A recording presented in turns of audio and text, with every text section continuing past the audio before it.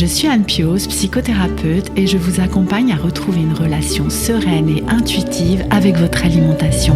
La pleine conscience du pouvoir est un podcast qui vous accompagne à reprendre le pouvoir dans votre relation avec la nourriture, à sortir des injonctions de la culture des régimes et à ne plus vous sentir seul avec tout ça.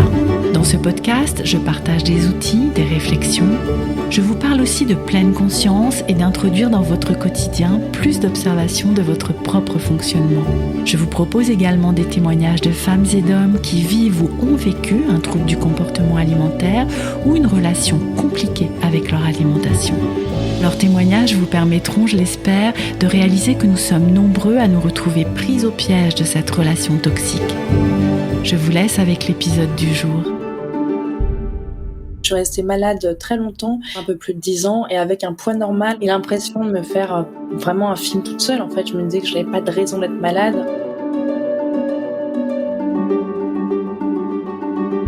Quand j'ai vu cette femme très maigre et toute l'inquiétude que ça avait l'air de générer autour, je me suis dit c'est moi et ça va être ma solution. J'avais l'impression de ne plus rien gérer du tout, en fait. Je me suis dit, mais Marie, tu te sens tellement prisonnière de la bouffe qu'en fait, je serais prête à prendre une quinzaine de kilos si ça pouvait me permettre de retrouver ma liberté. Et en fait, à partir de ce moment-là, j'ai commencé à demander de l'aide. Quand j'ai vraiment baissé la garde, ça s'est fait avec beaucoup plus de douceur, en fait. Hier, c'est hier, demain, c'est demain. Qu'est-ce que tu peux faire aujourd'hui pour aller bien ? Fatalement, si on n'en parle pas, en fait, on ne reçoit pas l'aide dont on a besoin, en fait. Bienvenue dans l'épisode 53 du podcast La pleine conscience du pouvoir. Aujourd'hui, vous allez entendre le témoignage de Marie. Souffrant de troubles des conduites alimentaires pendant 10 ans, Marie s'est longtemps sentie illégitime dans ses troubles puisqu'elle avait un poids considéré comme normal. Et de ce fait, rien ne transparaissait à l'extérieur. Cela a commencé à l'âge de 13 ans avec une période d'anorexie, vite suivie par de la boulimie qui s'est ensuite installée, bien plus difficile à dire, bien plus honteuse et freinant la possibilité de demander de l'aide. La communauté sur Instagram ainsi que l'écoute de podcasts ont été une aide très précieuse dans le parcours de guérison de Marie et elle souhaite ainsi à son tour contribuer en apportant ici son témoignage. Je vous laisse avec notre échange. Bonjour Marie. Bonjour Anne. Bienvenue à toi dans ce nouvel épisode de La pleine conscience du pouvoir. Je suis vraiment ravie que tu aies accepté de venir nous raconter ton parcours. Alors nous, on s'est connus par Instagram grâce à ce réseau qui finalement, moi je vais de découverte en découverte et de connexion en connexion avec plein de personnes formidables. Ah ouais, pareil. Tu es d'accord Ouais, avec carrément. moi. Et donc on s'est connus par le biais de ton compte In the Food for Life. Alors peut-être que tu vas nous en parler au fil de cet épisode, mais voilà pour le contexte et la façon dont on s'est connus. Et puis dans des posts, tu donnes des éléments de ton histoire et je me suis dit que ça serait vraiment très intéressant que tu viennes la partager ici avec nous. Dans aussi, c'est ce qu'on se disait juste avant de commencer à enregistrer, dans quelque chose de contribuer à ce qui est plus de, j'allais dire de matière en fait, de témoignage, parce que c'est aussi quelque chose qui t'a soutenu dans ton parcours.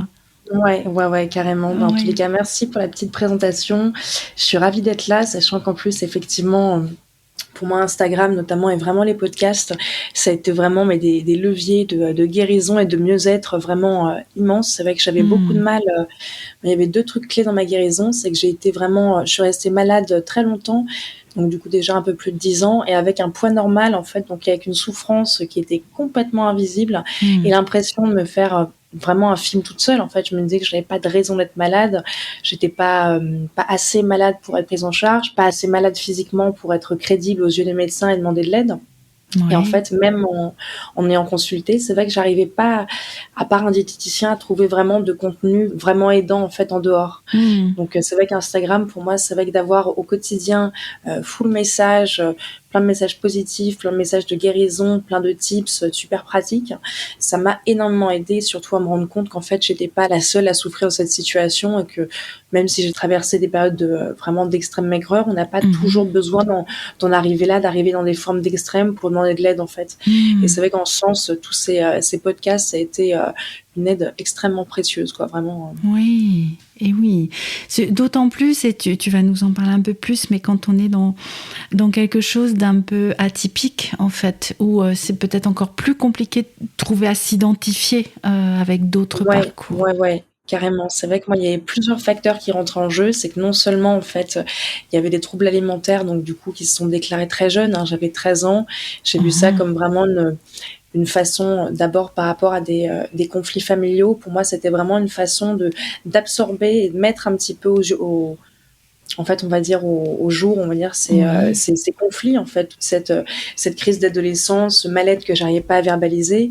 Là, c'était simple, c'était inscrit directement sur le corps, donc du coup, c'était, je sais pas, le fait d'avoir un père qui était dépendant, une mère très absente, le fait de pas me sentir bien socialement avec les gens, d'être un petit peu trop différente et de pas savoir quoi en faire, de penser beaucoup, très vite, d'être dans des rythmes très solitaires à l'époque qui sont toujours beaucoup d'écriture. Donc c'est vrai que quand j'ai découvert en fait l'existence vraiment des troubles alimentaires, c'était un magazine pour ados qui s'appelait Loli, voilà, un magazine de prévention. Quand j'ai vu cette femme très maigre et toute l'inquiétude que ça avait l'air de générer autour, je me suis dit ça va être ma solution, quoi. Et c'est vrai que pendant des années, la nourriture c'est devenu vraiment une béquille et vraiment un vrai moyen d'expression en fait par rapport à l'entourage, par rapport à ma souffrance. Et c'est vrai que voilà, quand moi, j'ai eu une histoire qui est assez riche parce que finalement, donc du coup, à l'âge de 19 ans, il y a eu la découverte d'un trouble bipolaire. Et dès qu'en fait, les troubles alimentaires me lâchaient un petit peu la grappe, finalement, il y avait toujours autre chose, un autre processus autodestructeur qui prenait le dessus. Oui. Avec, donc, du coup, là, j'en ai parlé un petit peu récemment. Je trouvais que c'était important de lever un peu le voile dessus. C'était notamment l'alcorexie. Donc, du coup, là, je pouvais avoir tellement peur de manger, finalement, que l'alcool venait remplacer la nourriture. Et c'est en ce sens que je parle un petit peu de troubles alimentaires atypiques. C'est que mon régime alimentaire pouvait se constituer de substances, en fait, aussi, quoi. Est-ce que ça te va si on repart du début, même si tu l'as déjà évoqué, pour aller voir un petit peu plus la façon dont ça s'est installé? Ouais, Donc, bien tu sûr. disais, voilà, à l'âge de 13 ans, en fait, les troubles ont commencé. Tu parlais de ce magazine dans lequel tu avais lu cet article. Et je suis pas sûre d'avoir bien compris. C'est quelque chose qui t'a aidé à mettre le nom sur ce qui se passait pour toi ou qui a été déclencheur? Alors non, en fait, ça a été un déclencheur. J'avais vraiment pas de problème alimentaire, vraiment, j'étais assez menue, mais je mangeais vraiment de bon cœur. Oui. Mais il y avait vraiment une espèce de souffrance, en fait, en sourdine, le mal-être de l'adolescence, un contexte familial qui était vraiment pas aidant. Et en fait, quand j'ai pris connaissance, en fait, de cette maladie que je ne connaissais pas du tout, je savais même pas je voyais ma mère au régime, mais je savais même pas qu'on pouvait avoir des problèmes en fait avec la nourriture. Pour moi, c'était un truc qui était vraiment surréaliste, tellement c'était instinctif chez moi. Oui. Et en fait, quand j'ai vu cette jeune femme en couverture de ce magazine, d'une extrême maigreur, et autour toute l'inquiétude que ça avait l'air de générer pour son entourage, la prise en charge, le fait qu'elle pouvait bénéficier de soins, d'écoute, je me suis dit mais ça va être ta solution. En plus, je voyais j'avais l'impression que je présentais un petit peu des traits communs par rapport à cette jeune femme qui était décrite dans le magazine, avec une quête de perfection, beaucoup d'anxiété. Je me suis dit, c'est moi et ça va être ma solution. Et en fait, du coup, l'anorexie a rapidement dérivé vers de la boulimie ensuite. Oui. Mais pour moi, la nourriture, c'était vraiment ce moyen d'expression. C'était une façon d'absorber le monde, de ne pas l'absorber justement, et puis de le rejeter aussi, quoi. Oui, et cette façon de mettre en forme, si on peut dire ça comme ça, le mal-être qu'il y avait à l'intérieur de toi, de le mettre au grand jour, en fait. C'est ça. J'avais beaucoup de mal à prendre la parole, j'étais quelqu'un de très timide, et du coup, c'est que j'avais l'impression que mon corps s'exprimait un petit peu à ma place, en fait. J'avais du mal à verbaliser ce que je ressentais, je me sentais coupable d'aller mal, coupable d'être différente et de pas savoir pourquoi. Et c'est vrai que les troubles alimentaires, c'est venu traduire et exprimer, en fait, ce que j'arrivais pas moi-même à mettre en lumière, en fait. Et oui. Et est-ce que ça a fonctionné, du coup, alors? Comment ton entourage a réagi? Alors, j'ai un entourage qui a réagi vite, en fait, et c'est vrai que toute la famille s'est extrêmement restructurée, en fait, autour de moi. C'est-à-dire que ma petite sœur, qui, elle, à l'époque, pouvait avoir des problèmes de harcèlement scolaire, Elle, tout ça est complètement passé à la trappe et c'est vrai qu'il y a eu une surinquiétude, une surprotection de la part de mes parents et même si déjà à l'époque on commençait un petit peu à parler des troubles alimentaires, il n'y avait pas du tout la même prise en charge qu'on peut trouver aujourd'hui et qui est encore même d'ailleurs je trouve assez faible, mais ça on y reviendra.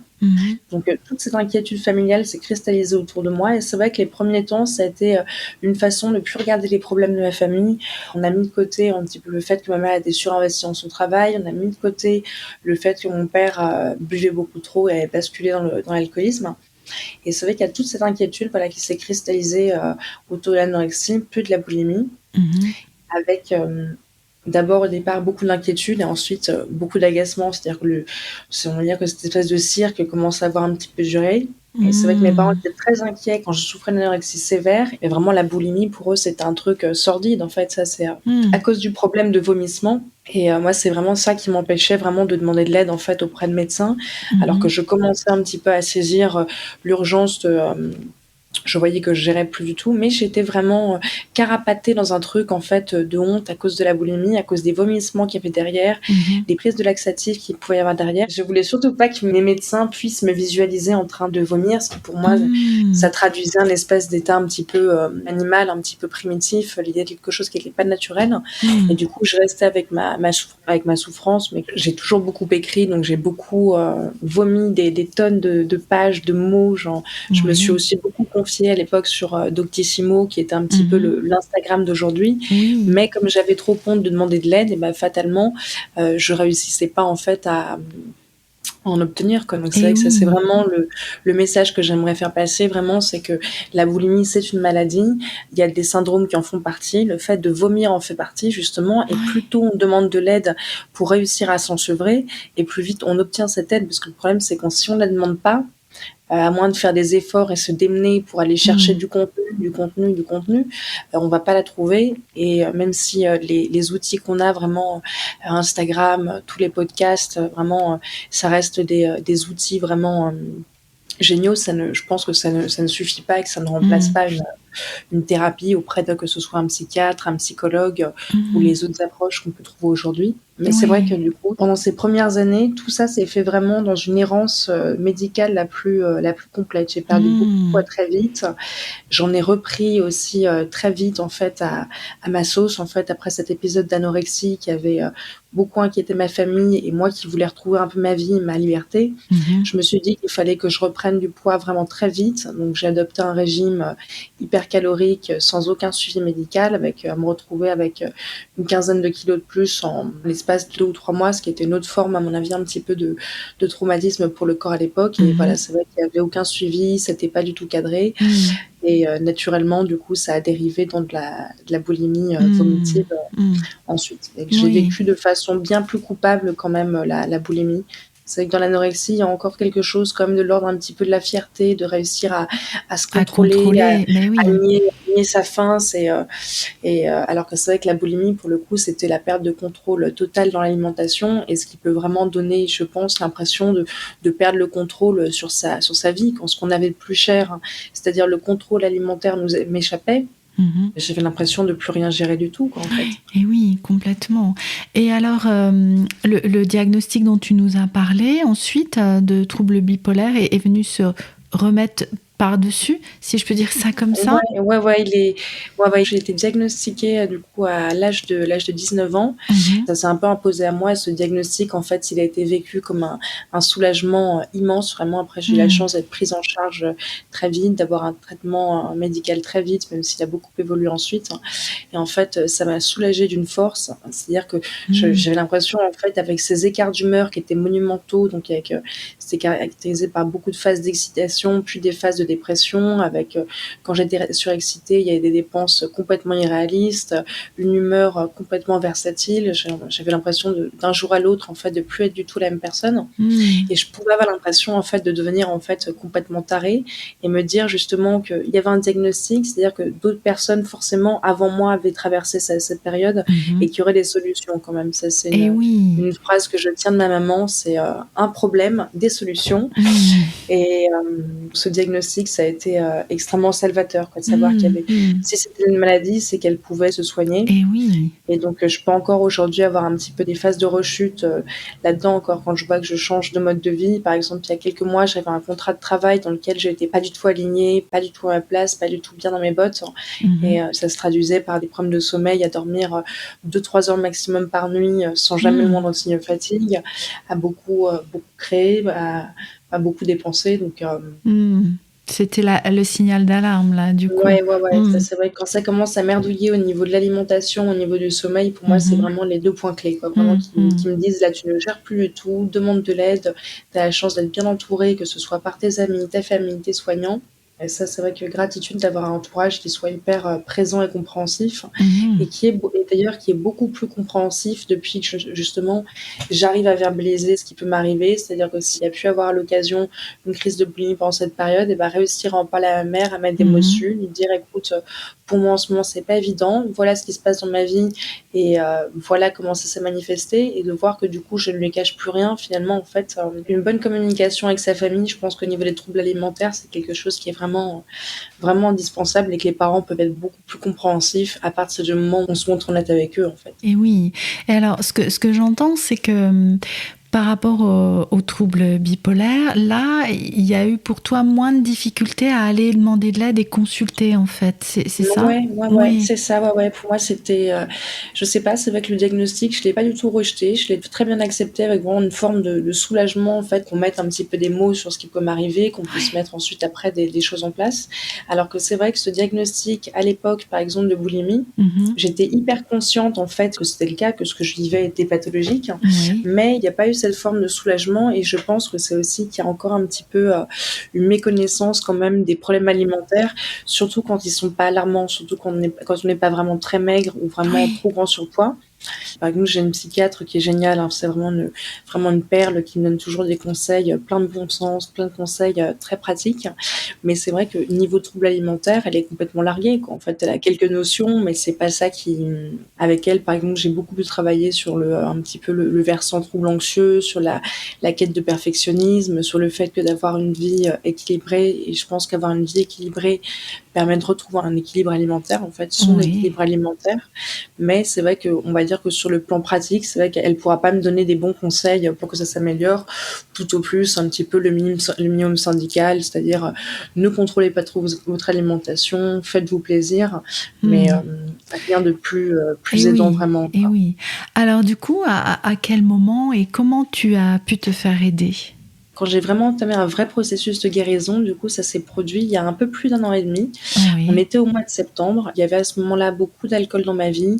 Il y avait Mmh. aussi beaucoup de restrictions, mais on va dire que c'était pas des restrictions drastiques non plus. C'était des restrictions un petit peu souples, avec un peu de restrictions en termes de qualité, de quantité. C'était pas impressionnant, mais c'est vrai que mentalement, tout était encore extrêmement mentalisé. Il y avait aucune spontanéité. Mmh. Et en fait, je me rappelle avoir fait vraiment une ultime crise de boulimie. Typiquement, c'était le truc, classique, c'est-à-dire une journée de perfection alimentaire, et le soir, Mmh. en fait, l'impression d'être complètement possédée, et que mes Mmh. chevilles Mmh. me traînaient toute seule jusqu'à l'épicerie, pour la dévaliser. Et en fait, je regarde ma chambre qui était à ce moment-là dans un bordel absolu, les mains toutes tachées de chocolat. Je te passe le tableau. Et vraiment, je me suis dit: «Mais Marie, tu te sens tellement prisonnière de la bouffe qu'en fait, je serais prête à prendre une quinzaine de kilos si ça pouvait me permettre de retrouver ma liberté». Mmh. Et en fait, à partir de ce moment-là, j'ai commencé à demander de l'aide. Donc j'ai eu une grosse prise en charge. Non seulement, du coup, j'ai rencontré ma psychiatre, qui est actuelle, avec laquelle j'ai pu travailler en tous les cas sur les causes justement de mes troubles alimentaires, donc du coup, anxiété, perfectionnisme, Oui. difficulté aussi un petit peu à communiquer. Pourquoi ce désir excessif de minceur, et pourquoi est-ce que je capitalisais tout sur mon poids? Pourquoi est-ce que c'était mon but ultime chaque matin, en fait, en me levant, que de me Mmh. dire: «Aujourd'hui, je dois absolument maintenir mon poids», et pourquoi est-ce que c'était ça l'objectif numéro un de mes journées? J'ai Mmh. trouvé aussi du coup Oui, parce que une é juste, je te coupe, ouais. mais c'en était là, en fait, hein, quand tu dis l'objectif principal de ma journée. Ouais, c'était ça, en fait, vraiment pendant des années, on va dire que j'ai pas mis les priorités au bon endroit. Ça aurait pu être, je vais pas me taper dessus, hein, ça s'est passé comme ça, mais c'est vrai qu'il y a Mmh. des compétences, je sais pas, pro, que j'aurais plus développées, me fixer de faire, plus de voyages, enfin plus de choses qui ont du sens. Mais non, c'est vrai que moi j'en étais vraiment là. Le but Mmh. numéro un de ma journée, c'était de maintenir absolument mon poids. Et si je Oui. pouvais perdre, sait-on jamais au cas où, 200-300 grammes, Mmh. alors là c'était hyper bonus quoi. Mais vraiment c'était, Oui. toute mon énergie était focalisée vraiment sur le fait de, réussir à stabiliser mon poids. Oui, du coup, je comprends quand tu parles de privation de liberté, enfin, tu l'as pas dit comme ça, mais d'être Non, mais emprisonné c'était là-dedans, ça, ouais, quoi. ouais, Mmh. j'étais emprisonnée dans ce désir, excessif et omniprésent d'extrême minceur avec, Mmh. toutes les peurs qui allaient avec, la peur de si je prenais du poids, du coup de je sais pas, de devenir moche, Mmh. de devenir Mmh. pas désirable, Oui. de décevoir les autres, de me Mmh. décevoir. Et Mmh. c'est vrai qu'il y a plein d'autres objectifs en dehors que j'aurais pu me fixer. Bon, peu importe, je peux Oui. essayer de les atteindre aujourd'hui, mais c'est vrai Oui. que à ce moment-là, toute l'énergie que j'avais, c'était, l'énergie mentale que j'avais, C'est ça.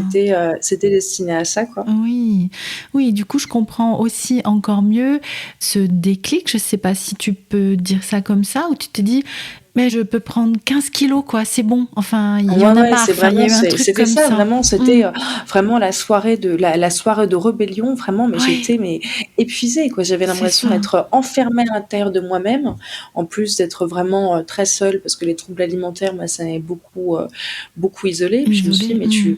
tu es en train de passer complètement à côté de ta vie». Et moi, ce que je voulais les premiers temps, c'était même pas accomplir de grandes choses, c'était au moins juste être tranquille avec la nourriture. C'était ça, c'était Mmh. vraiment, je voulais arrêter de faire des crises. Et j'ai fini par comprendre que si je voulais arrêter de faire des crises, il fallait notamment que j'arrête de me restreindre parce que l'un va pas sans l'autre. Avant, je me focalisais exclusivement sur les moments où je mangeais beaucoup trop, mais je passais complètement sous silence tous les moments où je mangeais pas assez du tout, en fait. Du coup, c'était une conséquence, quoi. Et oui, et ça, j'entends que tu as vite fait le rapprochement, en fait. Ouais, ben, non, Mmh. ça a pas été immédiat, hein. C'est que là, j'en parle comme si Oui. ça avait été, Oui. assez rapide, mais c'est vrai que ça prend comme beaucoup de choses, ça prend son temps. Oui. Et ouais, c'est vrai qu'à cette période, il y a plein de trucs qui se sont mis en place. En fait, c'était une période à laquelle je venais de reprendre un petit boulot de caissière, en fait, alors que je travaillais dans la publicité avant, mais entre le Covid, le défaut de Mmh. confiance en moi, j'étais incapable de faire autre chose. Et même ce petit boulot de caissière, non seulement, moi, il m'a aidé à retrouver un équilibre de vie parce que c'était assez prenant.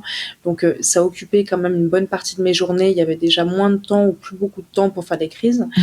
Ça m'a aussi beaucoup aidé sur le fait que, bah, du coup, j'étais dans une équipe qui était hyper familiale, vraiment dans une boutique d'habitués où je sentais que je devenais quelqu'un d'apprécié. Et ça m'était rarement arrivé d'avoir, Mmh. l'image de quelqu'un de positif. Et c'est vrai que progressivement, ce petit boulot, en fait, il m'a permis vraiment de remettre du plaisir, en fait, dans ma vie, du plaisir au quotidien. Mmh. Où le plaisir, en fait, c'était plus uniquement les moments où je mangeais, c'était aussi le moment où j'allais travailler, le moment où je discutais avec les clients, le moment où je me marrais avec mes collègues. Donc vraiment, Oui. remettre un petit peu de vie, dans ma vie.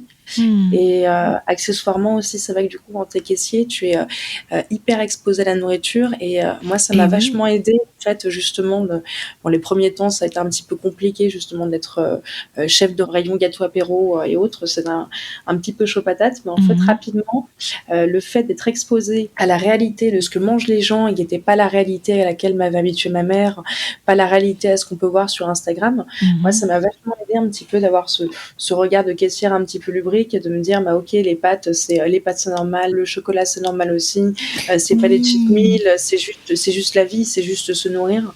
Et mais c'est vrai que ça, oui, je pense que ça m'a beaucoup aidé de voir, des gens qui avaient l'air de passer des bons moments, organiser des soirées pizza, organiser exact. Oui, des, c'était thérapeutique en soi, ouais, en ouais, ouais, fait. c'est non seulement ça m'a permis vraiment de travailler sur le symptôme alimentaire, mais vraiment justement, c'est que moi j'ai senti en fait au fil des semaines, sans crise, au fil des mois quand je sentais les restrictions s'éloigner, vraiment Mmh. de me dire: «Mais essaie de pas te concentrer uniquement sur la partie, alimentaire en fait et essaie de travailler un Mmh. petit peu ce qu'il y a autour». C'est-à-dire que typiquement quand je souffrais de boulimie, vraiment la fin de mon assiette, ça me plongeait dans un truc, vraiment mais de tristesse, de désarroi. Je Mmh. comptais les heures parce qu'en fait, je prenais pas le temps de remettre des activités dans ma vie. Et ce qui Mmh. m'a vraiment aidée justement, ça a été de mettre des moments de plaisir, mettre des moments de Oui. partage qui s'articulent pas forcément autour de l'alimentation. Ça Mmh. pouvait être, me balader en écoutant des podcasts, faire les boutiques, profiter des gens que j'aime. Et c'est vrai que ouais, cette période, elle a été vraiment super dans le sens où, en fait, tout est propice au changement, quoi. J'avais un nouvel appartement, j'avais un nouveau boulot, je me suis Mmh. mise en couple avec mon compagnon actuel, donc c'était un petit peu le moment où jamais, quoi, en fait. Et oui, comme j'ai souvent cette image, mais tu sais, des pièces du puzzle qui Ouais, s'emboîtent les unes dans les autres, en fait, et qui forment ce carrément. tout-là. Mmh. Ouais, Oui, exactement, ouais, ouais. oui, oui. Ouais, Et ouais. donc ça, alors c'était, tu disais, il y a Ça a 1 an et demi. commencé du coup il y a Oui. un peu plus d'1 an et demi, ouais, ouais, donc Mhm, finalement, en mhm. fait, c'est encore assez récent. Mais ce qui m'a aussi, beaucoup aidée, ça a été à l'époque donc du coup d'ouvrir le compte Instagram que j'ai actuellement. Oui. Même s'il a un petit peu ch il a un peu beaucoup changé de forme, hein, d'ailleurs.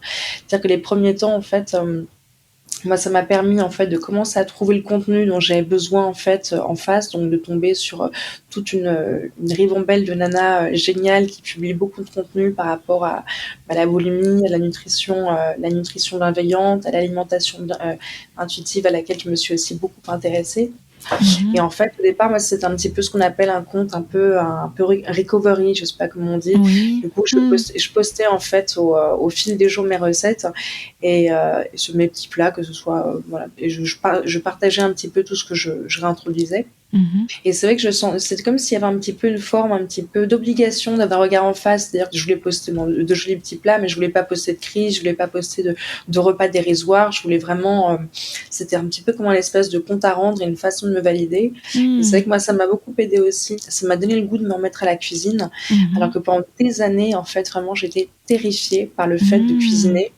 Je me faisais toute une montagne de certains aliments, de certains plats qui, dans mon imaginaire, étaient hyper riches. Je sais pas, par exemple, je prends l'exemple des pâtes que je mange très souvent Mhm. et qui, pendant des années, c'est comme le disait ma mère, je crois qu'elle m'a fait croire que les pâtes étaient plus addictives que l'héroïne. Hmm. Et, et en fait, le fait de tenir les aliments entre les mains, de faire un effort de dressage, un effort de présentation, ça m'a permis vraiment de démystifier les aliments et de me rendre compte qu'en fait, c'était pas grand-chose. Et alors Hmm. que pendant des années, j'étais incapable, en fait, vraiment de cuisiner un truc. J'avais Eh toujours oui. peur de mettre trop et quelle quantité je Hmm. dois mettre et ceci et cela et si finalement mon assiette est trop petite et si elle est trop grosse. Et Eh oui, toutes ces questions, hein. Toutes ces toutes ces questions. questions, hein, pour le volume d'une assiette, vraiment. Donc, Hmm. je trouve que ce qui est important dans la guérison d'un trouble alimentaire aussi, c'est de se recréer un petit peu des nouvelles habitudes plus saines et on va dire qui nous font du bien sur le long terme. Et Mhm. c'est vrai que moi, c'est devenu un petit rituel en fait le soir quand je rentrais en fait de me cuisiner un petit truc, Mhm. juste prendre soin de découper un petit peu, je sais pas, les légumes, la viande, le poisson. Je trouvais qu'il y avait un truc super thérapeutique en fait dans le geste en fait et Hmm. vraiment une petite manifestation d'amour en fait de se dire que j'allais me donner du temps pour moi quoi et Eh vraiment pour oui. me faire du bien et c'est Ouais. venu remplacer vraiment le problème justement des crises nocturnes quand la soirée elle est longue, quand tu sais pas comment t'occuper.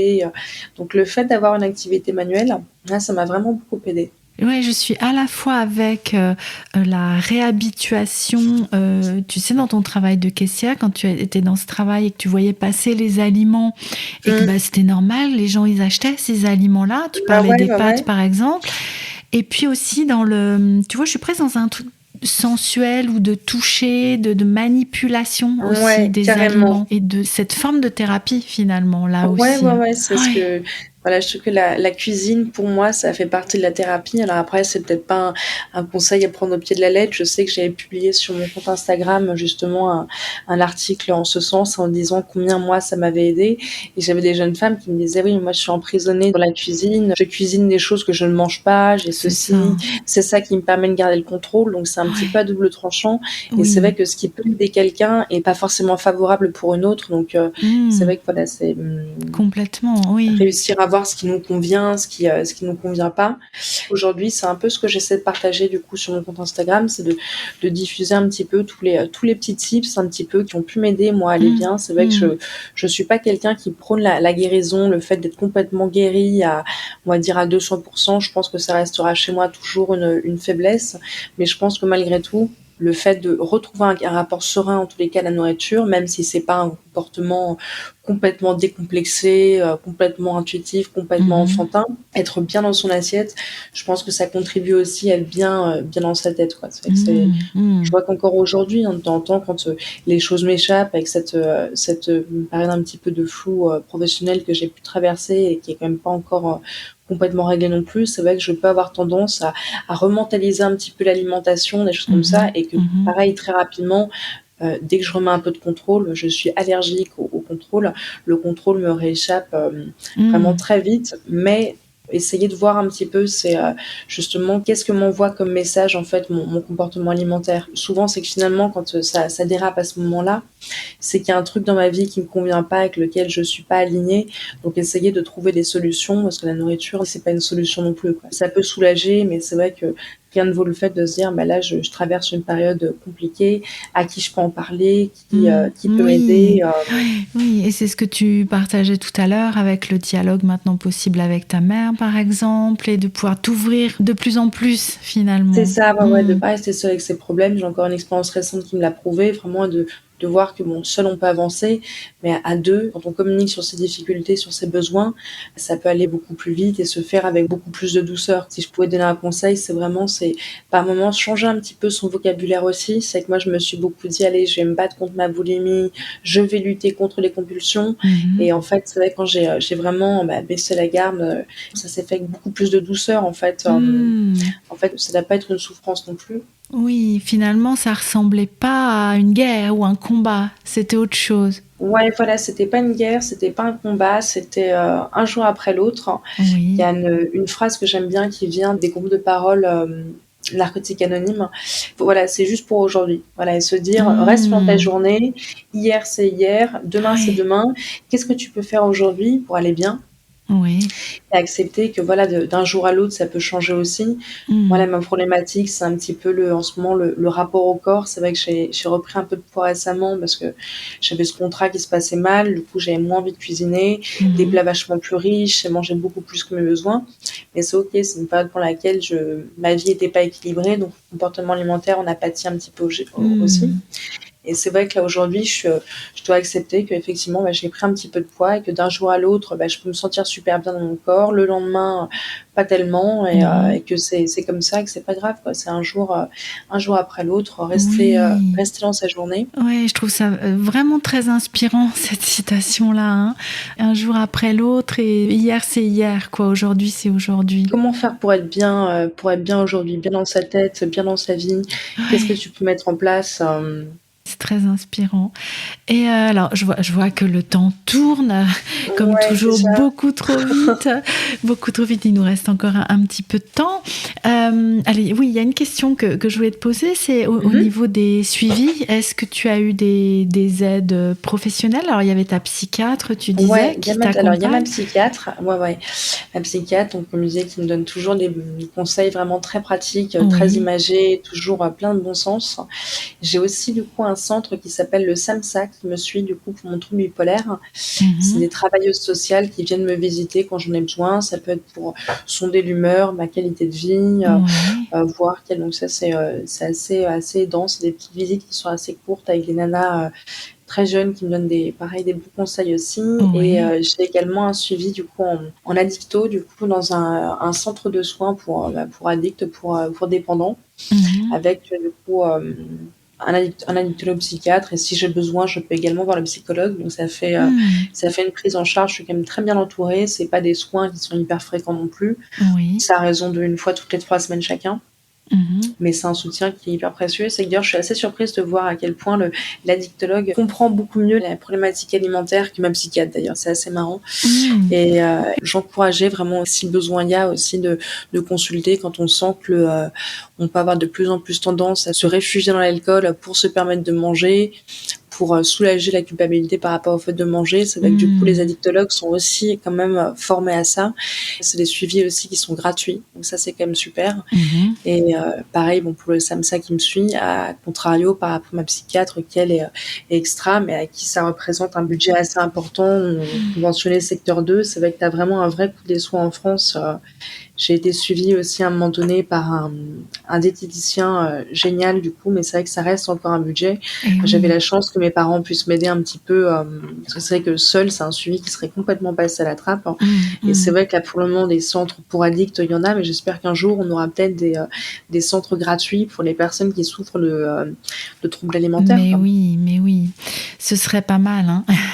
Qu'ils soient spécialisés, du coup. Alors. Et c'est ce que tu évoquais tout à l'heure. Oui, ça va être pris en charge quand il y a des hospitalisations, mais qui vont toucher des problématiques généralement autour de l'anorexie et très aggravées, en fait. Bien sûr, très extrêmes.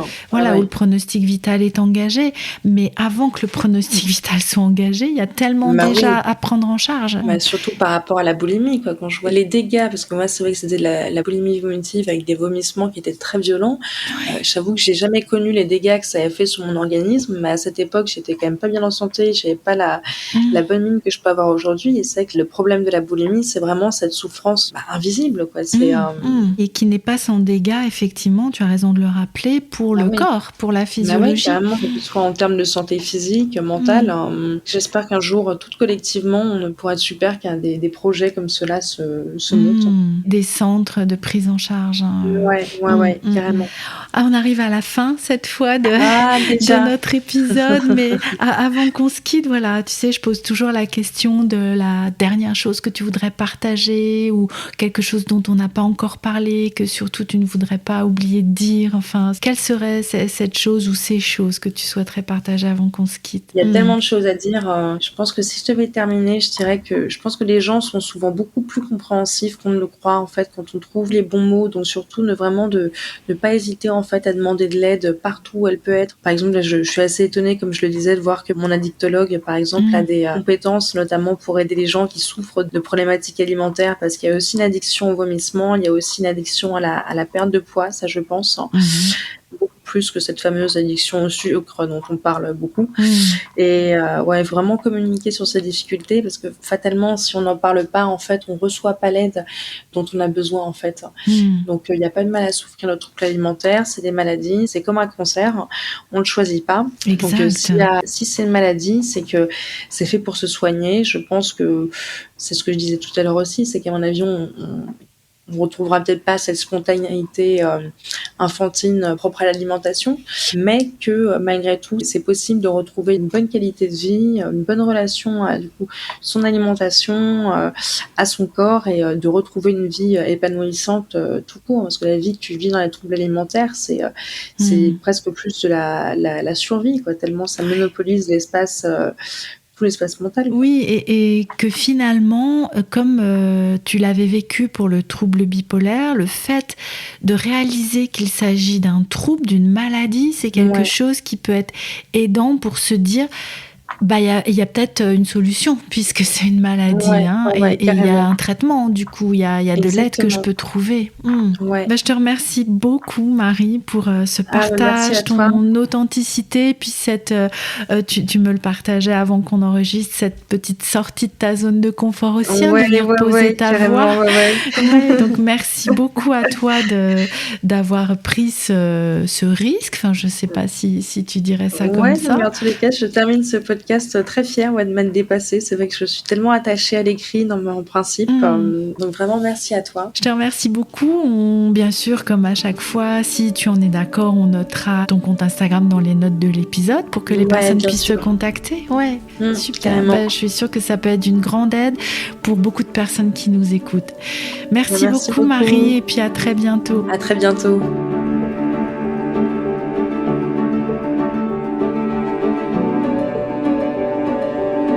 Merci à Marie de nous avoir partagé son parcours et merci à vous de votre écoute. Vous pouvez retrouver les partages de Marie sur son compte Instagram In The Food for Life. Nous vous mettons le lien dans la description de l'épisode.